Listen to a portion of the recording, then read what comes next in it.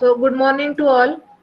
Today, our first lecture of semester 2, SYB Tech semester 2, we are conducting as as per our uh, as per our tradition online lectures. Previous semester we have already conducted for manufacturing processes. So today, now this semester, I am dealing with the subject power plant and energy engineering. I am Pradnya Patil, Assistant Professor of Department of Mechanical Engineering, Sweris College of Engineering, Pandharpur. So today we are going to see introduction of our power plant and energy engineering. So what is the teaching scheme and examination scheme? Theory lectures 3 hours per week, practical 2 hours per week, end semester examination ESE, maybe 50 marks. If exam will be offline, then it is 70 marks. In semester examination means ISE, that is for 30 marks, and ICA, internal continuous assessment, that is for 25 marks. Teaching scheme of examination and examination scheme. In teaching scheme, theory lectures 3 hours per week, practical 2 hours per week, end semester examination 70 marks or 50 marks as per the university rule. In semester examination means it is also related to university exam. In semester examination 30 marks, and ICA, internal continuous assessment, in that we have to go for practical. It is for 25 marks. In practical, online test and your attendance. So all will be considered for ICA, internal continuous assessment. Next is what is the syllabus for the power plant and energy engineering? Power plant and energy engineering, the name of subject, and what is the syllabus for the subject? Unit number 1, introduction to energy sources. Introduction to energy sources. In that we have to see forms and characteristic of renewable energy sources. कोणते कोणते forms आहेत एनर्जीचे, त्याच्या characteristics काय आहेत renewable energy सोर्सेसच्या, किंवा organisation of power sector in India. आपण जे काही पॉवर सेक्टर आहेत इंडियामध्ये त्याचं ऑर्गनायझेशन कसं करतो, किंवा इम्पॅक्ट ऑफ एनर्जी सोर्सेस, जे इम्पॅक्ट ऑफ एनर्जी सोर्स कशावर, एन्व्हायरमेंटवर सुद्धा इम्पॅक्ट होतो. कशाचा, एनर्जी सोर्सेसचा जो आहे. तर in terms of suppose coal असेल, ऑइल असेल, नॅचरल गॅस असेल, सोलर एनर्जी असेल, विंड एनर्जी असेल, बायोमास एनर्जी असेल, किंवा hydro energy, geothermal energy, tidal wave किंवा ocean, thermal and nuclear, different types of energy sources are there. So त्याचा impact काय होतो ऍक्च्युअली एन्व्हायरमेंटवर, ते पण आपल्याला फर्स्ट चॅप्टर मध्ये बघायचंय. So impact of energy sources on environment. So what is the role of private sector in energy management? Last bit is role of private sector. 3 sector असतात. एक स्टेट कुठलं प्रायव्हेट सेक्टर एक असतं, government sector एक आहे तुमचं, किंवा other sector तुम्ही म्हणू शकता. तर ह्याचे रोल मध्ये प्रायव्हेट सेक्टरचे रोल काय आहेत एनर्जी मॅनेजमेंट करताना, तर ते रोल पण आपल्याला फर्स्ट चॅप्टर मध्ये युनिट मध्ये बघायचे. Unit number 2, loads on power plant. What is mean by load? Load आपण म्हणतो in village we are saying that load shedding, load shedding. What is exactly that load shedding means? So load means, what is mean by load? तर जी काही energy आहे, जी काही energy आपण ती consume करून आपण काय करतोय, एनर्जी इलेक्ट्रिसिटी मध्ये त्याचं कन्व्हर्जन करतोय, आणि ती ती काय करतोय, डिस्ट्रीब्युशन करतोय त्या एनर्जीचं. तर लोड्स म्हणजे काय, जे आपण वापरतोय अप्लायन्सेस, घरगुती अप्लायन्सेस, रेफ्रिजरेटर असेल, तुमची लाईट असेल, किंवा तुमचं काय टोस्टर मशीन असेल, वॉशिंग मशीन असेल, तर ते किती लोड असतो त्याचा आपल्या ह्याच्यामध्ये, म्हणजे डोमेस्टिक यूज मध्ये. तर त्याच्यामध्ये loads according to different types of loads are there. तर पीक लोड म्हणतो किंवा बेस लोड म्हणतो. पीक लोड म्हणजे काय, पीक म्हणजे मॅक्झिमम आणि बेस म्हणजे minimum. So when peak load will be occur, when base load will be occur.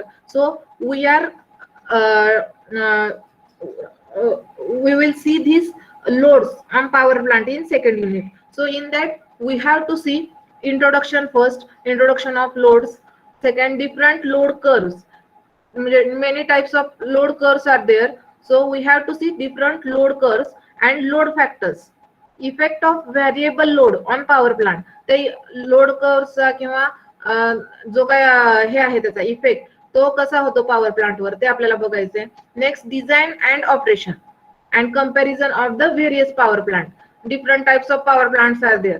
So त्याची काय करायची आपल्याला ह्याच्यामध्ये फक्त कंपॅरिझन ऑफ पॉवर प्लांट्स बघायचे आणि न्यूमेरिकल्स आहेत ह्याच्यामध्ये. लोड्स ऑन पॉवर प्लांट मध्ये न्यूमेरिकल्स आपल्याला थोडेफार आहेत सेकंड चॅप्टर मध्ये. Next, third chapter peak load and base load power plant. आपण सेकंड मध्ये बघितलं लोड्स ऑन पॉवर प्लांट. नंतर त्याचं अजून त्यांनी इलॅबोरेशन केले काय की पीक लोड केव्हा होतो आणि बेस लोड केव्हा असतो. मग त्याचे इंट्रोडक्शन, त्याचं classification, what is the requirement of peak load plant, what are the types of peak load, pumped storage plant किंवा compressed air storage plant, load sharing between base load and peak load power station, load sharing between base load and peak load power station आणि numericals. Peak लोडचे आणि base लोडचे आपल्याला numericals आहेत unit number 3. म्हणजे 2 numericals आहेत, 3 numericals आहेत. Unit number 3 मध्ये न्यूमेरिकल्स आहेत. Now unit number 4. What is the unit number 4? Economic analysis of power plant. Economically कसं अनालिसिस होतं आपल्या पॉवर प्लांटचं, तर त्याचं इंट्रोडक्शन फर्स्ट. त्याच्यामध्ये काय तर इंट्रोडक्शन त्याचं. Cost of electric energy. Electric energy cost आपण कशी हे करतो, फाइंड आउट करतो. Next, fixed and operating cost, methods of determining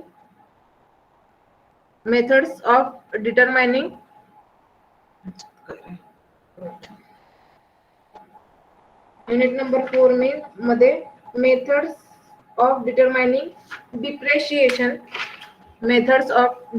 depreciation and selection of site for power station. Site power station साठी आपल्याला काय करावं लागतं, साइट सिलेक्शन करावं लागतं. तर पॉवर स्टेशन कोणते, थर्मल असेल, हायड्रो पॉवर प्लांट असेल किंवा न्यूक्लिअर पॉवर प्लांट असेल, तर त्याचं how to select the site for the power station and selection of generation equipment and tariff methods त्याच्यावर काय आहेत, न्यूमेरिकल्स आहेत. Means unit number 2, unit number 3, unit number 4 numericals may be सगळ्या chapter मध्ये आहेत आता इथून पुढे. नेक्स्ट सेक्शन फर्स्ट इथे संपतोय आपला. फर्स्ट सेक्शन मध्ये काय पाहिलं आपण, introduction of energy sources, loads on power plant, peak load and base load power plant, economic analysis of power plant. Next is a section 2. Section 2 मध्ये unit number 5 solar energy. Solar energy आपण सगळ्यांनी ऐकले.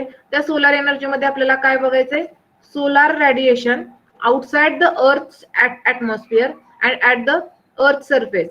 Solar radiation measurement, solar रेडिएशनचं measurement, pyranometer and pyroheliometer and solar radiation geometry. त्यामध्ये LAT and ESCT आणि solar concentrator. Method and classification, types of concentrator, liquid flat plate collector, त्याच्यामध्ये general performance analysis and effect of various parameter. तर solar energy मध्ये आपल्याला solar energy outside the earth atmosphere कसं आहे, at the earth atmosphere किंवा surface कसं आहे, त्याचे मेजरमेंट सोलार रेडिएशनचे कसे करतो, त्याच्यामध्ये different types of solar radiation geometry आहेत ते बघायचे. मग पायरॅनोमीटर आणि पायरहेलिओमीटर हे 2 मेजरमेंट करायचं सोलार रेडिएशनचे युनिट आहेत ते आपल्याला ह्यामध्ये बघायचे. Next, liquid flat plate collector मध्ये जनरल परफॉर्मन्स, त्याचा analysis and effect of various parameters बघायचे आणि ह्यामध्ये पण सोलार एनर्जीवर न्यूमेरिकल्स आहेत. Next unit number 6. Unit number 6 wind energy. त्याच्यामध्ये इंट्रोडक्शन विंड एनर्जीची, power of wind, basic components of WECS, classification of WEC system, horizontal axis machine, vertical axis machine, advantages and disadvantages of WECS, application of wind energy. तर आणि ह्याच्यावर पण आपल्याला काय आहेत, numericals आहेत. तर हा पूर्ण आहे तो एनर्जी बेस्ड आहे, म्हणजे डिफरंट टाइप्स ऑफ एनर्जीज म्हणतो की नाही आपण, तर त्या डिफरंट टाइप्स ऑफ एनर्जीज आपल्याला ह्याच्यामध्ये बघायच्या आहेत. नेक्स्ट आहे तो unit number 7.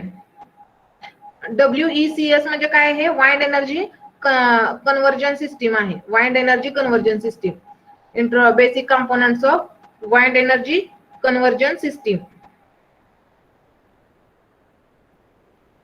Next 7 number unit, non conventional energy sources. Non conventional energy sources म्हणजे काय, what is mean bye non conventional, anyone, what is mean bye non conventional energy sources? Non conventional म्हणजे काय, conventional आणि non conventional दोन types आहेत. मग त्याला दुसरं नाव काय कन्व्हेन्शनलला? नॉन कन्व्हेन्शनल एनर्जी सोर्सेस म्हणजे कोणते आले, म्हणजे रिन्युएबल. त्याला दुसरं नाव काय, रिन्युएबल एनर्जी सोर्सेस. तो geothermal energy, in that introduction, types of geothermal resources, methods of harnessing and tidal energy components of tidal power plant, single basin system, double basin system, advantages and disadvantages of tidal energy, ocean thermal energy, introduction, open and closed system. Next, wave energy conversion devices, high pressure accumulator wave machines, and dolphin type wave machine, and dam atoll wave machine. So ह्या non conventional मध्ये कोणते कोणते शिकायचे आहेत आपल्याला, geothermal एक आहे, second आहे tidal, third ocean thermal, wave energy. हे 4 टाइप्स आपल्याला नॉन कन्व्हेन्शनल एनर्जी सोर्स मध्ये शिकायचे. आणि युनिट नंबर 8 आहे ते energy audit and energy conservation. So energy audit मध्ये डेफिनेशन, त्याचे objective of energy audit, next energy flow diagram and energy audit instruments. Next, duties and responsibilities of energy auditors, duties and responsibilities of energy managers. म्हणजे काय duties and responsibility ऑडिटरच्या, एखाद्या energy audit करणाऱ्याच्या duties काय आहेत, responsibilities काय आहेत, किंवा एनर्जी मॅनेजर असेल त्याच्या ड्युटीज काय आहेत, रिस्पॉन्सिबिलिटीज काय आहेत.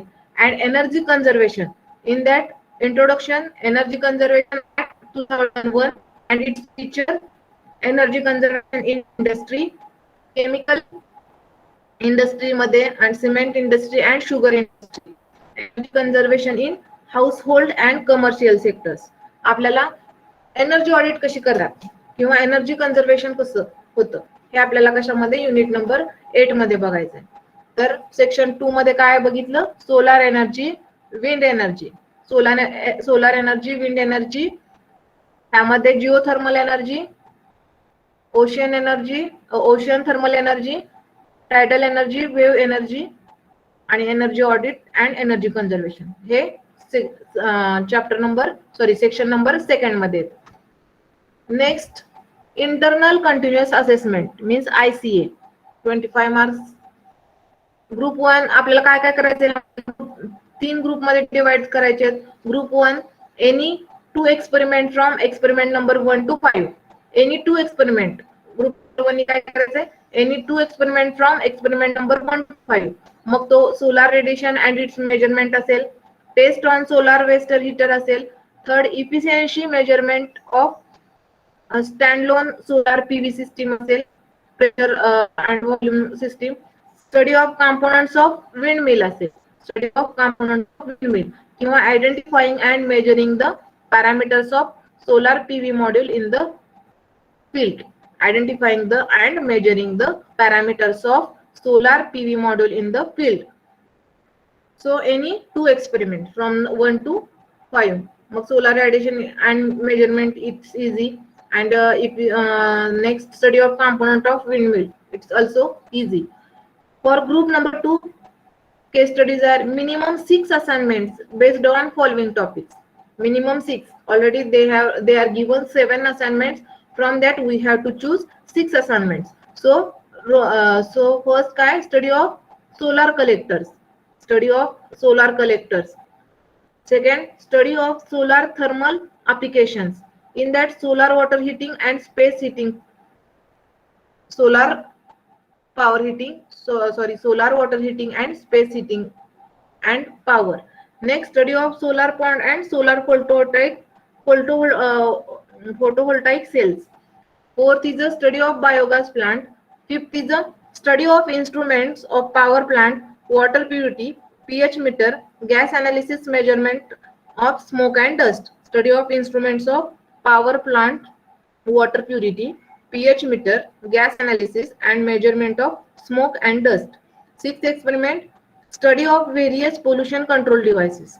पोल्युशन कंट्रोल डिव्हाइस कोणते कोणते व्हेरियस डिव्हाइसेस आहेत पोल्युशन कंट्रोलचे, त्याचा स्टडी आपल्याला करायचा आहे 6 एक्सपेरिमेंट मध्ये. 7 study of various energy storage device. Study of various energy storage devices, energy store करणारे जे डिव्हाइसेस त्याचा स्टडी करायचंय. हे काय आहेत 7 असाइनमेंट्स बेस्ड ऑन ह्याच्यामधले 6 तुम्हाला निवडायचे आणि ग्रुप 2 ला ते टास्क आहे.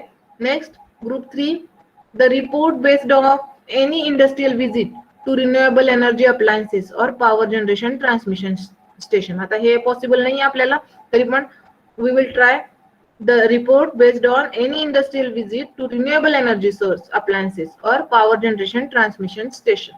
So this is a internal continuous assessment. In that we will form 3 groups and accordingly we will distribute the task. Next, textbooks. Generation of electric energy. Textbook number 1, Generation of Electric Energy, B.R. Gupta and S. Chand and Corporate Limited. Next, a course in Power Plant Engineering, Arora Domkundwar, Dhanpat Rai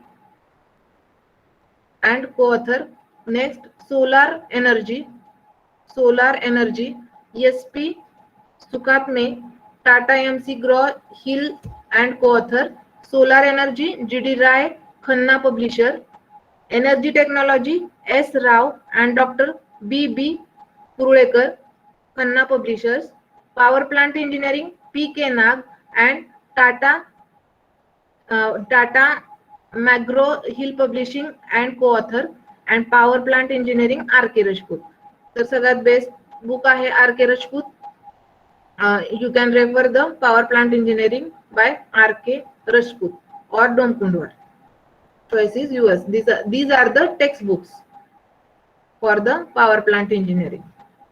Next reference books, Power Plant Technology, MMEL Wakil, Bureau of Energy Efficiency Manual किंवा Non Conventional Energy Sources by G.D. Rai, Khanna publishers. Non Conventional Energy Sources, G.D. Rai or Khanna publishers. These are the reference books.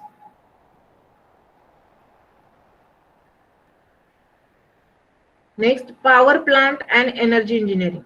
What is the title of subject? Power Plant and Energy Engineering. What is mean by power plant? What is mean by power first?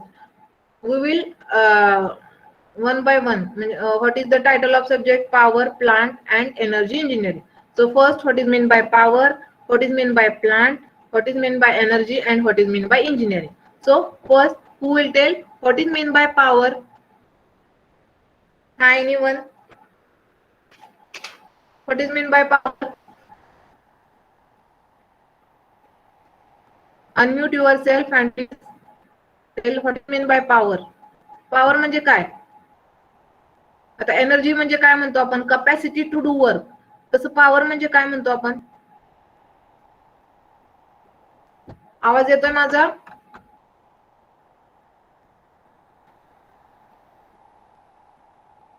What is mean by power?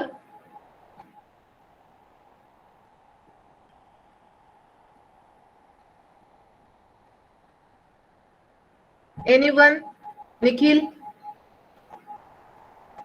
What is mean by power? Specific work done. What is?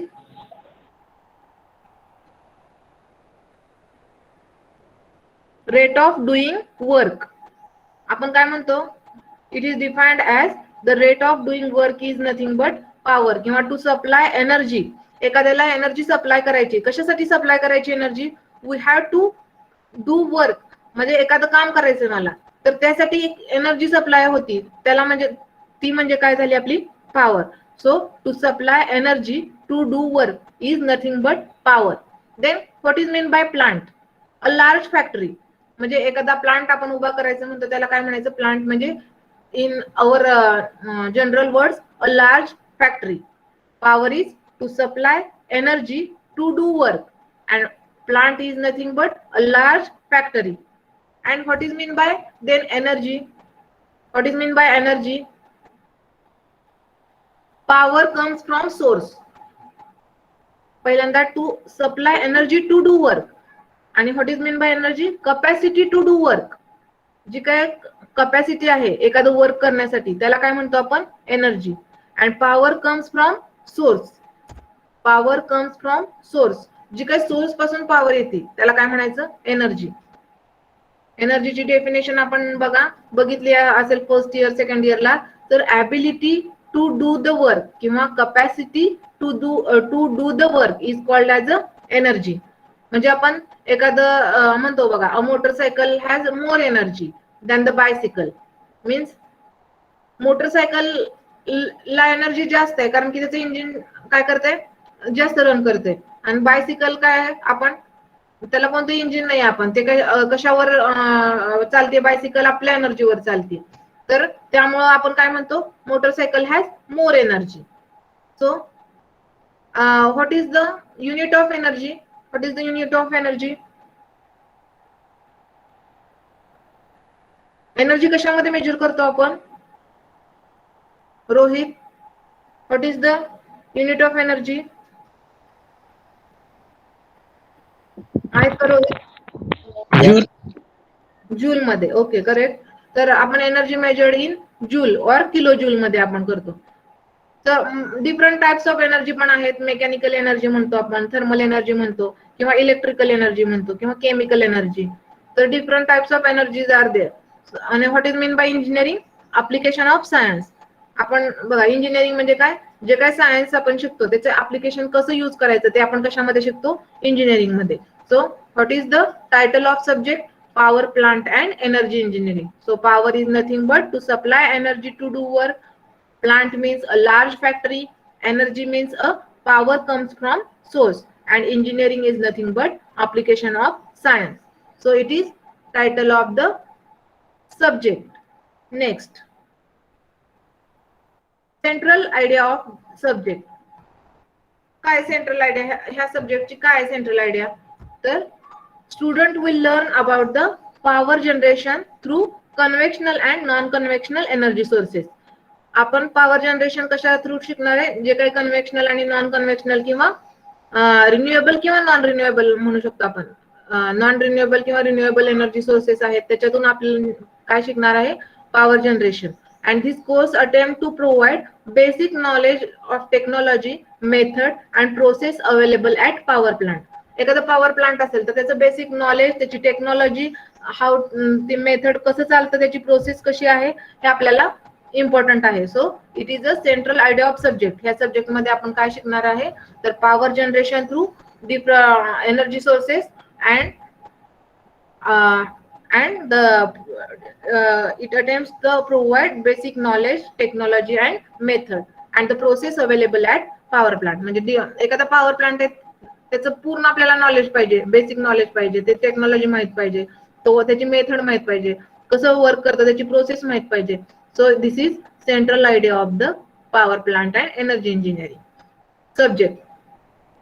Next is a importance of subject. What is the importance of this subject? Suppose आपण शिकलोच नसतो हा power plant and energy engineering हा subject शिकला नसतो तर काय झालं असतं? सो मग त्याचं काय इम्पॉर्टन्स आहे? Sir what is the importance? This course is important in program means in study. म्हणजे आपल्याला जे काय सेकंड इयर असेल, थर्ड असेल, आपण म्हणतो युजी प्रोग्राम किंवा पीजी प्रोग्राम. तर बी ला काय आहे हा?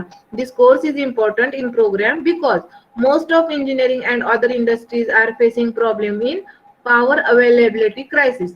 म्हणजे इंडस्ट्रीमध्ये गेल्यानंतर खूप इंडस्ट्रीजना कुठला प्रॉब्लेम फेस करावा लागतो? तर पॉवर अवेलेबिलिटीचा प्रॉब्लेम फेस करावा लागतो. तर तो प्रॉब्लेम सॉल्व्ह करण्यासाठी आपल्या सिलेबसमध्ये सेकंड इयरच्या ह्याच्यामध्ये इयरमध्ये तुम्हाला पॉवर प्लांट हा इंजिनिअरिंग सब्जेक्ट इम्पॉर्टंट आहे. So this is importance of subject. Next, power plant and energy engineering, unit number 1. What is the chapter number 1? Introduction of energy sources. Introduction of energy sources. So what is the first, as per our tradition, what is the title? About the title of subject. About the title of subject. What is mean by introduction of energy sources? So first word is the introduction. What is meant by introduction? The action of bringing something new. आपण म्हणतो ना give your introduction, आपण in general म्हणतो give you introduction. तर त्यात आपण एक आपली युनिक ओळख आपण सांगत असतो, त्याच्यामधून मला तुमच्याबद्दल नवीन नवीन गोष्टी कळत असतात, म्हणून आपण काय म्हणतो, introduction means the action of bringing something new in front of others म्हणा. तर it is nothing but introduction.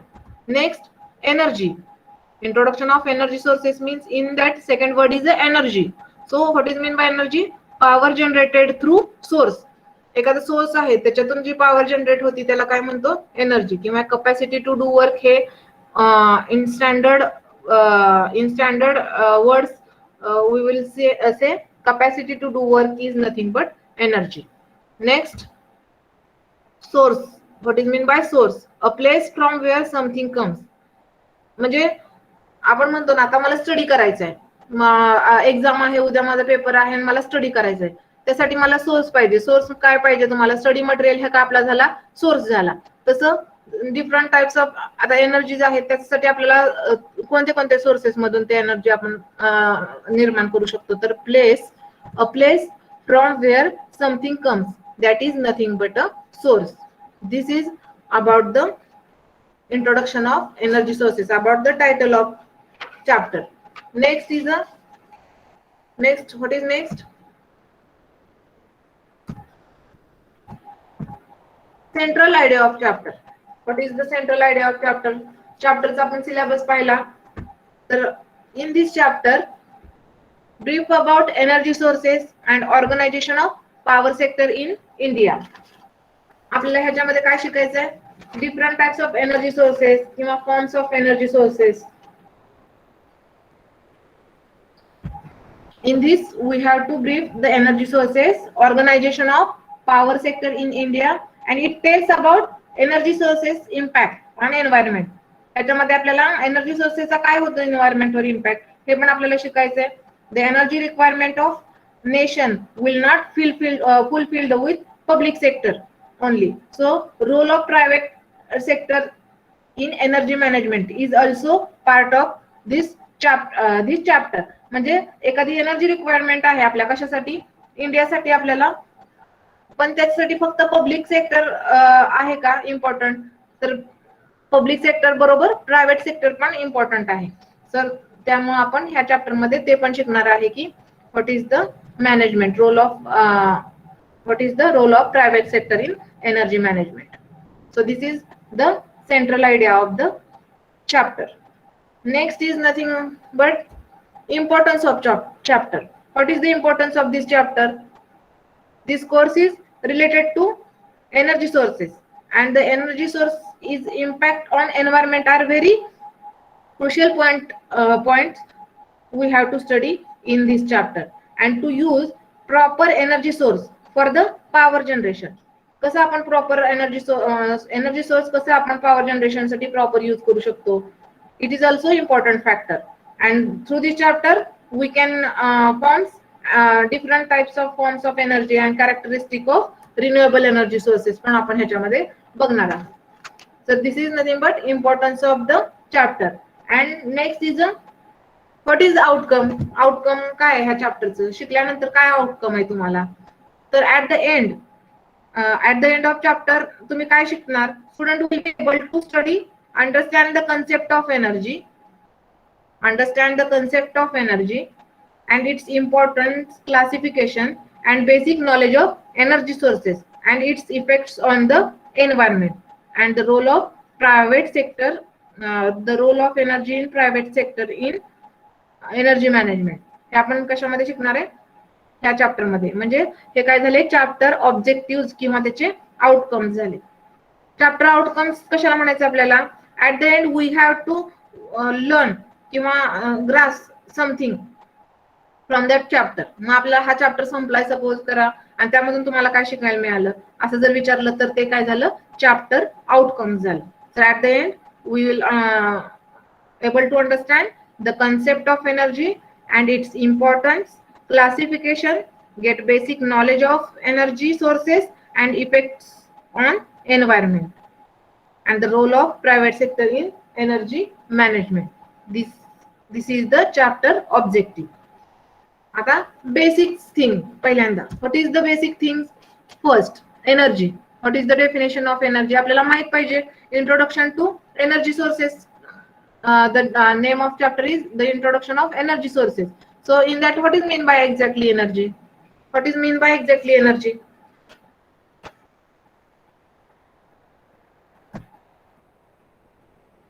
Energy is capacity to do work. हे सगळ्यांना माहिती. Energy is capacity to do work. Sorry. किंवा ability to do work is called as energy. मग what is the application? काय एनर्जीचं, काय एनर्जीचं application.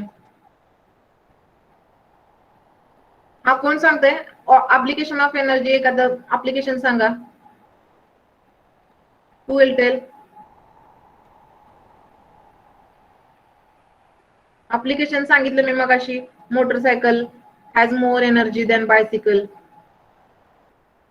हे काय एक्झाम्पलच झालं एनर्जीचं. किंवा फॉर्म्स ऑफ एनर्जी वेगवेगळ्या शिकल्यात. सांगा बरं डिफरंट टाइप्स ऑफ एनर्जीज कोणते आहेत. Who will tell what are the forms of energy. किंवा forms means different types of energy सांगा तुम्ही शिकलेल्या. कोणत्या कोणत्या. मेकॅनिकल एनर्जी म्हणतो आपण, थर्मल एनर्जी म्हणतो, केमिकल एनर्जी म्हणतो, इलेक्ट्रिकल एनर्जी म्हणतो, न्यूक्लिअर एनर्जी म्हणतो किंवा हायड्रो एनर्जी म्हणतो. तर these are the different types किंवा फॉर्म्स ऑफ एनर्जी. तर मेकॅनिकल, थर्मल, केमिकल, इलेक्ट्रिकल किंवा न्यूक्लिअर एनर्जी हे काय झाले डिफरंट फॉर्म्स झाले एनर्जीचे. मग what is the unit of energy. पहिल्यांदा युनिट म्हटलं, एसआय युनिट म्हटलं तर जूल किंवा किलो जूल म्हणतो आपण. मग next is what is the next units. वेगवेगळे डिफरंट युनिट्स आपण त्याचे कन्वर्जन बघू शकतो आपण ह्याच्यामध्ये. तर पहिलं युनिट काय आहे suppose units of energy SI unit joule. Second unit काय कॅलरी. कॅलरी आपण माहिती तुम्हाला कॅलरी आपण हीट मध्ये हीट एखादी असेल तर ते कॅलरी मध्ये मोजतो आपण.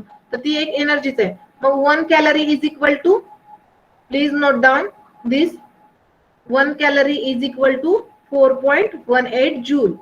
What is the relation between calorie and joule? 1 calorie is equal to 4.18 joule. 4.18 joule. Third is unit is kilocalorie किंवा kilojoule. So what is the relation between kilocalorie and kilojoule? Kilocalorie and kilojoule. So 1 kilocalorie is equal to 4.18 kilojoule. 1 kilocalorie is equal to 4.18 kilojoule. Next BTU एक unit आहे British thermal unit. हे पण आपण मोजतो. तर 1 BTU. What is mean bye BTU? British thermal unit. 1 BTU is equal to 1055 joule. 1055 joule.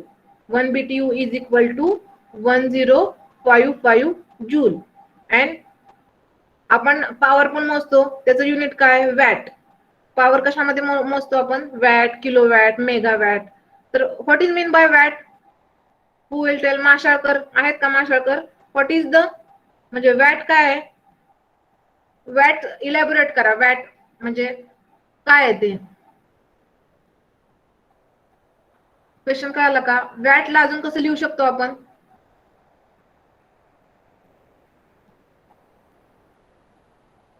Hello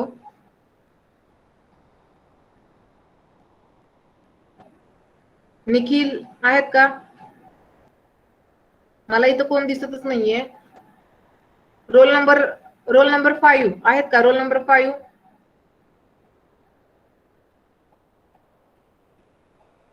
roll number 10. आवाज येतो का माझा? येस मॅम येते. हा सांगा. व्हॉट इज द म्हणजे वॅट कसं लिहू शकता अजून तुम्ही? Watt is equal to joule per second. What is कसं लिहू शकतो आपण? Watt is equal to joule per second. Kilowatt कसं लिहू शकतो? Kilo joule per second.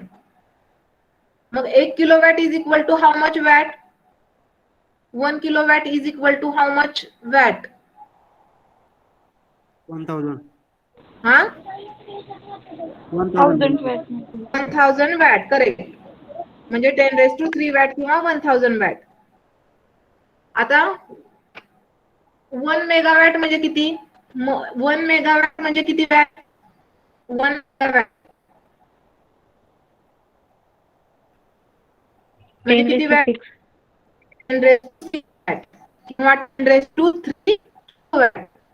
10 is equal to 10⁻⁶ watt म्हणजे 1 मेगावॅट. आता किलोवॅट अवर, एखादं किलोवॅट अवर बघायचंय आपल्याला. तर किलोवॅट अवर मध्ये 1 किलोवॅट आणि अवर म्हणजे काय? 24 अवर्स. तर 1 किलोवॅट अवर म्हणजे एका किलोवॅटचं 24 अवर मध्ये किती तुम्हाला एनर्जी मिळते. तर हे काय झालं? बेसिक झालं, याचं युनिट्स झाले. सगळ्यात इम्पॉर्टंट युनिट आहे जूल, किलो जूल, एवढंच लक्षात ठेवा. किंवा बीटीयू, ब्रिटिश थर्मल युनिट, ह्याचा लॉंग फॉर्म लक्षात ठेवा. आणि 1 BTU is equal to 1055 joule, 1055 joule. लक्षात ठेवा. 1 kilowatt is equal to 10⁻³ watt. आणि आपण हॉर्स पॉवर मध्ये पण मोजतो बघा. कधी कधी आपण एक हे असेल पॉवर, तर 1 HP is equal to 1 HP is equal to किती किती watt? 1 HP is equal to how much watt? 735. 746 watt. लिहून घ्या कुठेतरी हे. 1 HP is equal to 746 watt. तर हे काय झालं? डिफरंट, हे काय झालं? Energy application, forms of energy and units of energy. आता next, what is the next? Forms and characteristic of energy sources. Forms and characteristics of energy sources. This is our first bit. This is our first bit. No. We will see in next lecture. Now we will go for attendance. Thank you. Thank you.